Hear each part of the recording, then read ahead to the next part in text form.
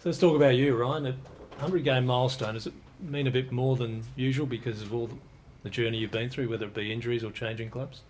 Yeah, it means a lot. It means a lot to my family as well. They went through all that trade stuff with me, my manager as well. But it's just great to be at Port Adelaide, playing my 100th. I grew up barracking for the club. I didn't expect to play my 100th for Port Adelaide. I thought I'd be over there in Melbourne. But I'm so grateful that I'm here. Club I grew up barracking for and the group that we've got at the moment. Love being here, love all the players, and I'm just really looking forward to running out for Port Adelaide in my 100th. Did you find a lucky rabbit foot in the end because it's 29 consecutive games now? Nah, I didn't find anything. I found a bit of continuity in my training. That's about it. I've just been rocking up every week, twice a week for training, and then game day. Just trying to do my thing every week and recover the best I can. And it's holding me in good stead at the moment. So we'll just keep doing what we're doing. What's that mean to you that you can be confident of your body? What's it done for your football? I was confident in my body as a kid, and then all of a sudden I have a big injury, and from then on, it was hard to be confident in my body because I had little things go wrong a lot. So then a couple of years ago, having a really good base, and I got told by our fitness staff that I've done the work and I've got a good base now that I should be confident. And then obviously playing every game last year, I'm extremely confident now. And a pre-season, I've stepped up again and done even more. I'm confident in my body. I'm confident every week going into the game. So where do you see your growth now as a footballer once you get past that 100-game milestone? Developing myself as a leader. I'm doing some work with that with a few other boys similar age to me. Keep trying to help the young guys and step up in big games, things like that leaders do. And I'm always learning and aspiring to be better in that. Personally, a good moment for you, but it's a tough moment for the club. So where do you feel the team's at the moment? The team's in good spirits. I mean, we have to. If we start getting down the dumps, it's not going to help our performance. So we're staying really positive. We've got a really good opportunity this week. We've taken some good parts out of last week's game. Our ball movement, we controlled the ball really well.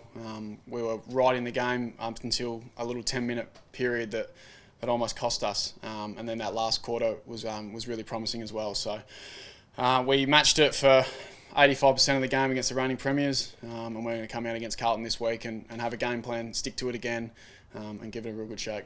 You got any clarity on what troops you can get back? Not yet. We're going to give them the full week to get back. There's a few key players there, so they know their bodies, they're experienced, so I'm sure that a few of them will train Friday and Saturday and see how we go. From what you've seen, anyone look like they're sort of locked in? Maybe Robbie, I assume, would have to be pretty well locked in. Robbie was running today and running well, I heard. Obviously didn't do the drills, and I was in doing drills, so I didn't see many of them. Aaliyah I saw out doing some stuff as well, which is really good. So Scotty Lysett will give the full week.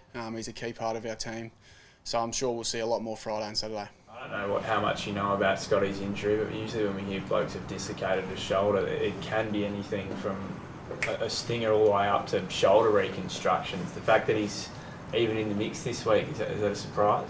Yeah, when I hear dislocation, it doesn't usually sound pretty good. So Scotty saying that he's going to take the full 10 days and try and get up is great recognition for him, and he just wants to play. He wants to be out there for us. He'll do everything he can to get right. So we'll give him until Friday and Saturday to try and put his hand up. But yeah, if not, Sam Hayes and young ruckmen like that are putting their hand up and ready to go. You said before, everyone's still remarkably positive considering the starts of the season. What do you tangibly do to say to remain positive? It's all well and good to say we're staying positive, but what changes around your club? Do blokes lift others? How do you do it? Yeah, it probably starts with the leaders and the older guys, with the teachings and making sure we're getting better, things like that. And then the young guys bring so much energy just to training every day. I mean, a lot of these guys are still on the high of being in an AFL club and living that lifestyle, and they love it. So a couple of losses isn't going to bring them down. So they build a lot of the older guys up, and yesterday we had a group bowling, we had a group playing golf, so all players were out, coaches were out doing something as a group. So we really try and drive that connection stuff. We've been doing it for 3 or 4 years now, and we're not going to stop just because of a couple of losses. Does it mean anything that the bloke on the opposition coach's bench knows his place pretty well, or Yeah, Vossi, this probably drives the boys even more. We had a great relationship with Vossi throughout the playing group and coaches, so it's going to be really good to go up against him and try and knock him off as well. He ended up playing a little bit tall, pretty much permanent tall last week against Melbourne. Is that something that you can see going forward? It probably takes out a little bit of your weapons with the running carry. I'll do whatever I need to do. Obviously, we only played the 2 talls, and then there's probably 3 or 4 of us that are the similar height for that third tall. So we'll all just rotate through that role, I'm sure. If we get a Lear back, that's great. But if not, blokes will step up in that position, and we'll just adjust and adapt. That's fine. Do you think it works better with an extra tall though? That sort of has been the method for the last 4 years. Yeah, it's when blokes are fit. That's the method. That 3 talls. I don't know.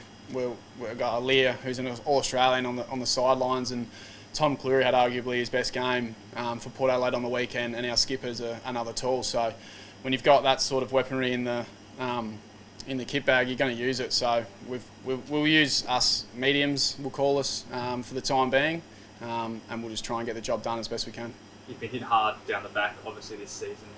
How important is it structurally for you as a fellow defender having a Lear there if he does get up this week? Oh, he's an All-Australian, so he'll bring anything to any team. He's dominant in the air. He takes a really key forward every week. So, yeah, they help. But at the moment, us back 6 or 7, we'll do our best to get it done anyway. As I said, I'll step up and play tall if I need.